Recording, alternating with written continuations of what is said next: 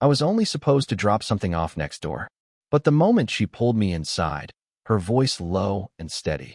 "You're mine now." My life stopped belonging only to me. I wasn't supposed to see her that day. I had just finished helping my neighbor carry in a heavy box, the kind of quick favor you don't think twice about. The late afternoon sun was slipping low, painting long gold streaks across the quiet suburban street. I was halfway down the steps, ready to head home, when I heard the faint creak of another door opening behind me. I turned, and there she was, his aunt. I had seen her only once before, at a distance, a graceful woman in her 40s, dark hair pinned loosely back, an elegance that made her stand out in a neighborhood of casual, hurried faces.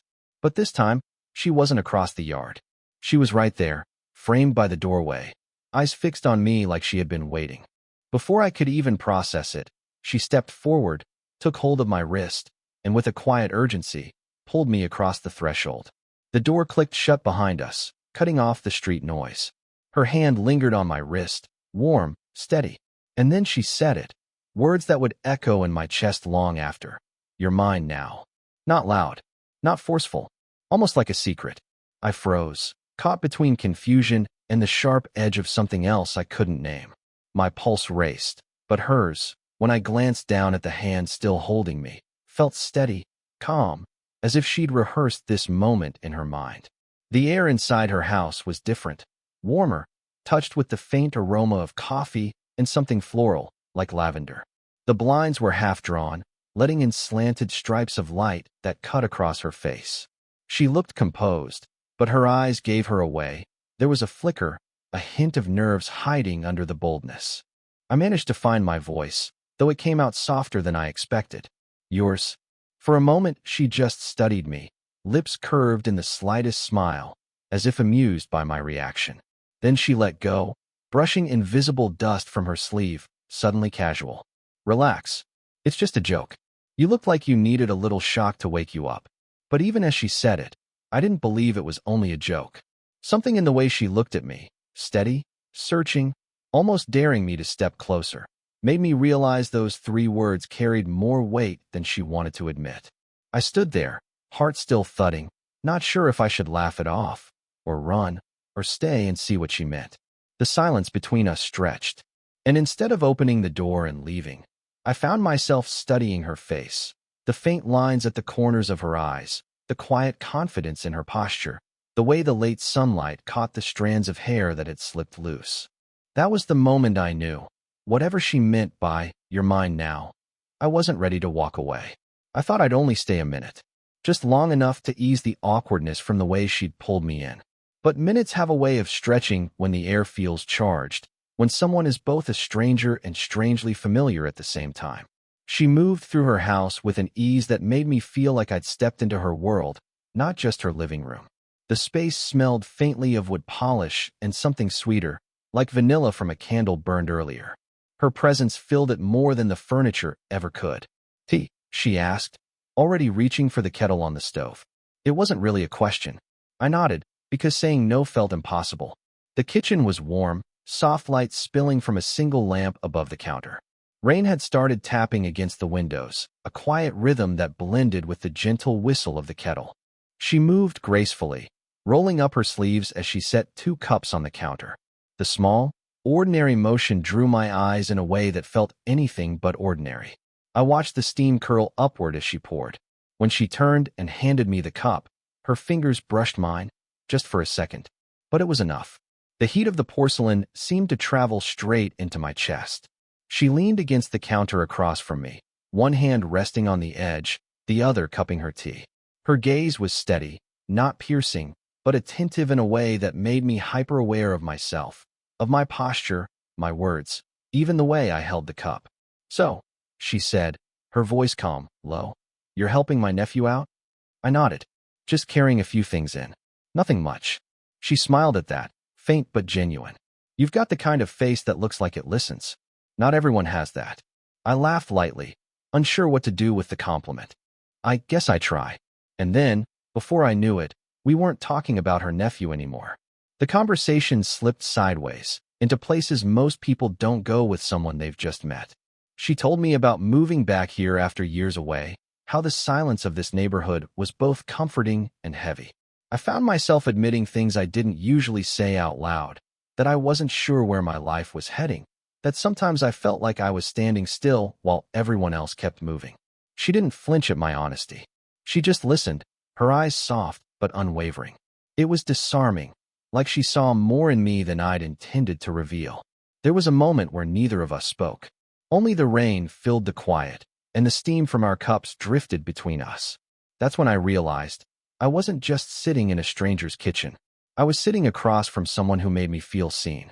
And that was far more dangerous than the words she'd said at the door. By the time the rain stopped, the sky had already turned the color of deep ash, with streaks of pink lingering on the horizon. I stood to leave, but she insisted on walking me out. Her porch was quiet, washed clean by the storm. The wooden boards still held the dampness of the rain, and the air smelled of wet earth, sharp and fresh. She lit a small candle in a glass holder, setting it on the railing between us. The tiny flames swayed in the breeze, throwing soft shadows over her face. She leaned back against the railing, arms folded loosely. A cardigan hung from her shoulders, sliding just enough to reveal the graceful line of her collarbone. Her posture was casual, but there was a gravity in her presence that made me feel like the moment itself was heavier than it looked. "You know," she said, looking out at the street, "you're too young to waste time with someone like me." The words struck harder than I expected, not because they dismissed me, but because they carried something unspoken behind them. Regret, maybe, or fear. I laughed softly, trying to mask the sudden rush of nerves. Too young for what exactly? She turned her head toward me then, her eyes catching the glow of the candle. For this kind of distraction. Her tone was light, almost playful, but the way she looked at me wasn't. Something in me pushed back. Maybe it was stubbornness. Maybe it was the pull I felt every time her gaze lingered too long. "I don't see you as a distraction," I said quietly. "I just see you." Her lips parted, but no words came at first. The silence stretched, filled only by the faint chirping of crickets waking after the rain. Finally, she shook her head with a small laugh, though her eyes stayed locked on mine. "You don't know what you're saying." "Maybe I do," I answered. My voice surprised me. It sounded steadier than I felt. For a heartbeat, the world seemed to hold still. The candlelight flickered, catching the faint lines at the corners of her eyes, the soft curve of her mouth as if she was on the edge of saying something she shouldn't. Then, almost too quietly, she whispered, "You make me forget how old I am." Her words hung between us, fragile and dangerous. I wanted to tell her that age wasn't the thing I saw when I looked at her. I wanted to say that what I noticed was the calm in her voice, the way she carried herself like she belonged to every room she walked into, the steadiness that I found myself leaning toward. But I didn't. I just stood there, caught in the silence, watching her fight a war inside herself. And for the first time, I realized this wasn't just tension. It was something we'd both started to feel, and neither of us could easily name. I told myself I wouldn't stay late the next time I saw her, that I'd keep things short, keep it simple. But late-night hours have a way of unfolding when you're with someone who makes silence feel less heavy. That evening, she asked if I wanted to see something. Her study was tucked away at the back of the house, a quiet room lined with shelves. Old family photos filled the space, frames on the walls, albums stacked neatly, pieces of a life gathered and preserved. The air smelled faintly of dust and paper, with a sharper note of rain still drifting through the open window. She stood by a tall shelf, reaching for a leather-bound album. I noticed the cardigan she'd worn earlier had been replaced by a softer sweater, one that draped around her loosely. Her hair, once pinned, now fell freely around her shoulders. There was something unguarded in the way she looked in that moment, like the version of herself she didn't always show. As she stretched, her fingers barely brushed the spine of the book. Instinctively, I stepped closer, reaching too. My hand pressed against hers against the shelf, warm skin over warm skin. For a second, neither of us moved. The simple contact carried a weight that startled me. She glanced at me, her eyes unreadable in the dim light, but she didn't pull away. Slowly, she let me slide the album down, and we carried it to the desk together. We sat side by side, our shoulders almost touching. The chair was small enough that our knees brushed now and then, but neither of us shifted to make more space. The pages crackled softly as she turned them, showing me faded black and white photos, younger faces of people she spoke of like ghosts she still carried with her. Her voice grew softer as she spoke, threaded with something like nostalgia. I listened, but I was more aware of the way her knee pressed lightly against mine, the warmth seeping through fabric, steady and undeniable. At one point, she paused on a picture, tracing the edge with her fingertip. Without looking at me, her other hand slipped gently over mine, still resting on the desk. Her touch wasn't hesitant, it was deliberate, as if she'd made a quiet decision in that moment. My breath caught, but I didn't move. I let her hand rest there, her skin smooth and warm against my own. The simple contact sent a current through me, louder than the rain outside, heavier than the silence of the room. I turned slightly, studying her profile in the soft glow of the desk lamp. There was no smile, no teasing, just her, steady and present, letting me feel the weight of her closeness. For the first time since that day at the door, I realized she wasn't playing. And neither was I. It was late, later than I realized, when I finally stood to leave. The night had settled heavy over the neighborhood, the storm long gone, leaving the streets glistening under the faint glow of the street lamps. She walked me to the door. I told myself it was just a polite gesture, but the air between us carried something else, something restless. The porch light hummed faintly as we stepped outside. The cool night air brushed against my skin, carrying the scent of rain-soaked grass. I turned to face her, meaning only to thank her and say goodnight. But she lingered in the doorway, arms folded loosely across her chest, like she was holding something in. Her eyes met mine, steady but uncertain, and for a long moment, she didn't speak. I could hear the sound of crickets rising in the distance, the quiet thrum of life moving on around us. Finally, her voice broke the silence. Soft, fragile. I shouldn't, she trailed off, eyes lowering, then lifting back to mine. But I don't want you to go. The words hit harder than I expected.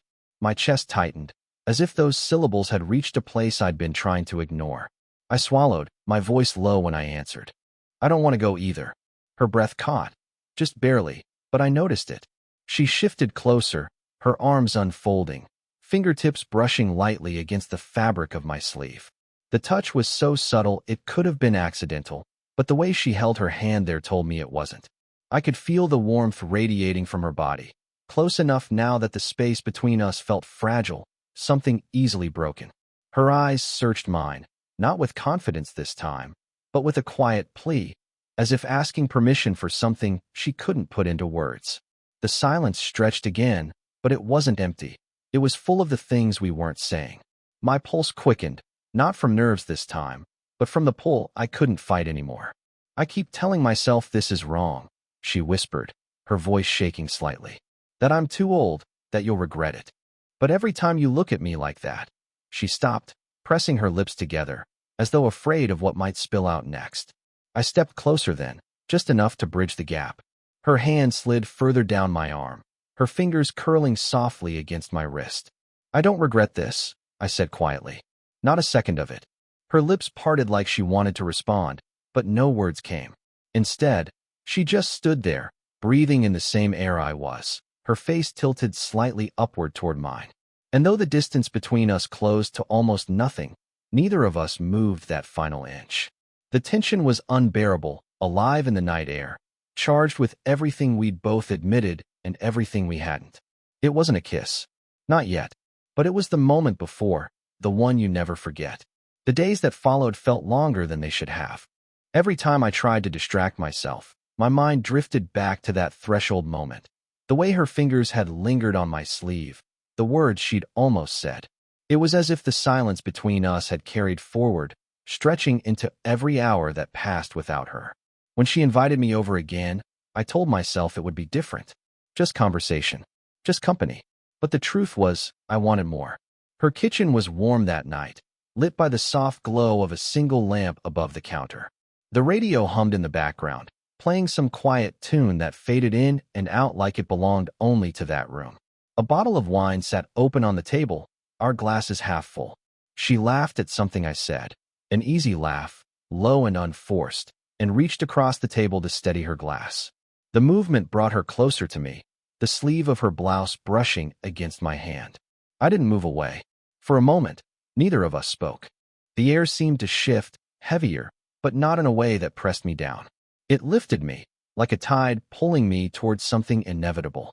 She glanced at me then, her expression soft but unreadable. And with a kind of quiet courage, she lifted her hand to my face, brushing a stray strand of hair from my forehead. The touch was light, almost cautious, but it lingered, her palm resting against my temple, fingers curving gently along my cheek. I closed my eyes for half a second, just to feel it, to let the warmth of her skin sink into mine. When I opened them again, she was still there, her face closer than before. "You've been in my head since that first night," I whispered. Her breath caught, and her hand trembled ever so slightly against my cheek. "I told myself I wouldn't let this happen," she said, voice breaking on the edges. "But I can't seem to stay away from you." I reached for her hand, covering it with mine, pressing it firmly to my face. "Then don't." The words came out steady, but inside I felt everything. Relief, fear, longing, all at once. She leaned forward, slowly, as if fighting every step, until her forehead rested against my chest. The weight of her head there was soft, grounding. I wrapped my arms around her without thinking, pulling her gently into me. Her body melted against mine, her cheek brushing the fabric of my shirt.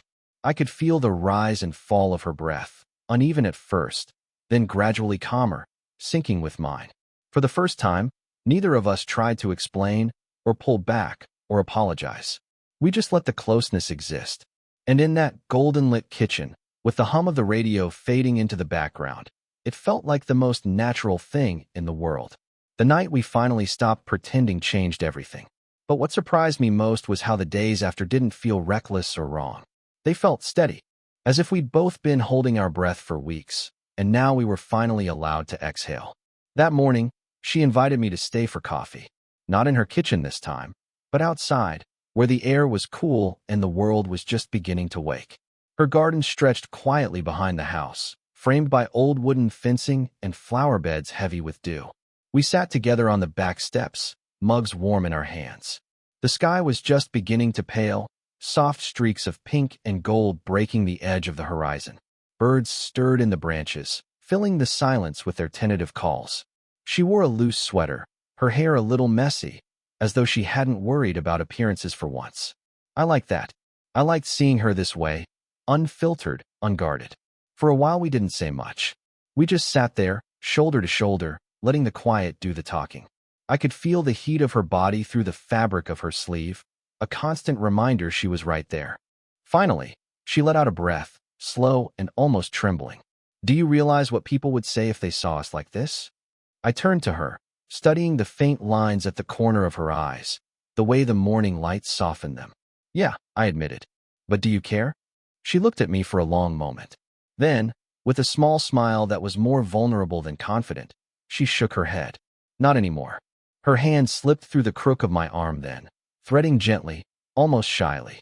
She rested her head on my shoulder, her cheek brushing the fabric of my sweater. The simple weight of it made my chest tighten in a way words couldn't touch. I let my own hand cover hers, fingers wrapping gently, holding. And in that stillness, something settled between us. Not wild or impulsive anymore, but rooted. The world kept waking around us. Light spilled slowly across the lawn, catching on droplets of water that clung to the grass. It felt like everything was brand new, even though nothing had really changed but us. Her voice broke the silence again, quiet but deliberate. "You're mine now." The same words she'd spoken the first day we met. Only now, they weren't a dare. They weren't a tease. They were a choice. A truth she was finally willing to speak without running from it. And this time, I didn't freeze or question. I just smiled, leaning slightly against her, letting the weight of those words ground me. "Yeah," I whispered. "I am." The morning stretched on, warm and calm, and for the first time in a long time, I felt like I belonged exactly where I was.